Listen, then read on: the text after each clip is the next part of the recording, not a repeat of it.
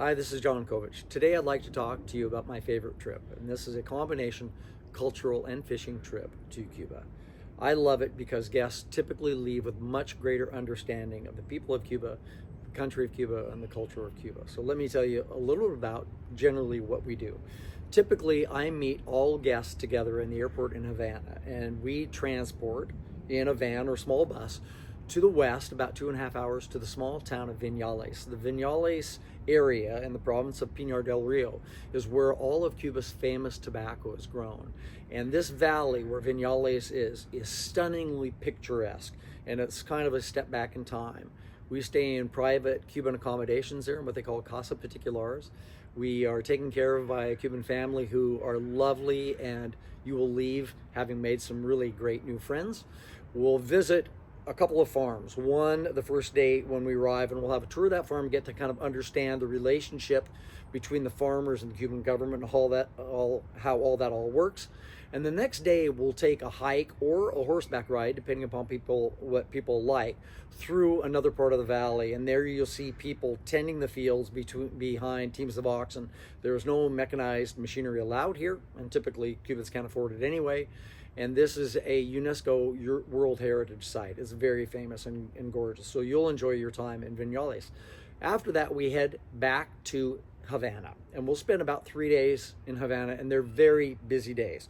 So let me tell you a little bit about what we generally do. Again, we'll stay in private Cuban accommodations in Old Havana. Old Havana is, of course, the historic part of the city. It's fascinating to learn about the history of the old world and the new world and how important Havana was during that time. So we'll do a walking tour with an expert a Cuban expert, and learn about Old Havana. We'll, of course, take a car tour of all the districts of Havana in one of the great old American convertibles that they have there. People, of course, love that. We typically will do some other things that I think are really special as well. We go to a Cuban primary school. We've gotten to know this school very well. We have a great relationship with them. We typically bring them supplies because they need them, and we get to spend time with the teachers and the students. It's really lovely, I have to say. We also do something else special, and this is only because we've spent a lot of time in Cuba, and we've met people, and we had the chance to visit a very famous dance academy in Havana, and now we go see them regularly. And it is amazing to see how talented these dancers are, of all ages, starting at 4 or so, and we see them perform when they're 13 up to about 18 years old. They're very, very famous. Their top dance team travels the world, and it's really a lovely experience. One last thing that we're very proud of is that we've gotten to meet a lot of Cuban musicians, and they're so amazing.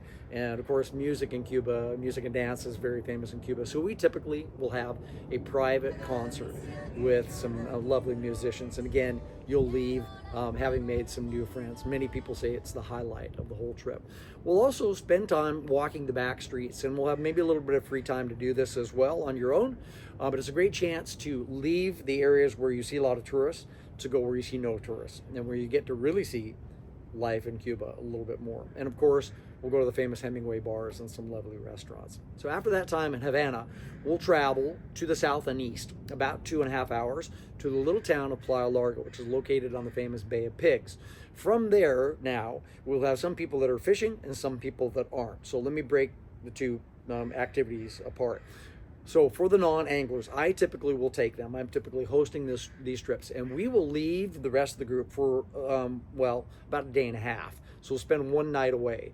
We'll travel to the east to the towns of Cienfuegos, which we'll tour, and then ultimately the town of Trinidad. And Trinidad is the most beautiful of all the historic Cuban towns. It's stunningly beautiful. We'll tour it. We'll spend the night there.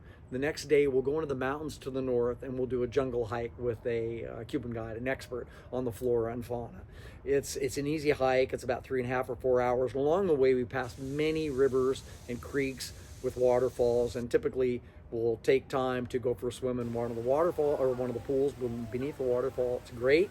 At the end, we'll have lunch, and afterwards, we'll travel again back to Playa Larga in time to meet those that have been fishing for dinner. And every night from here on out, we'll have dinner together. We'll have breakfast together as well. For those remaining days and the non-anglers, we would do activities like eco tours, bird watching, We'll typically go to another school in another village of where we'll see older students, and we would typically do some snorkeling as well. It's all fantastic.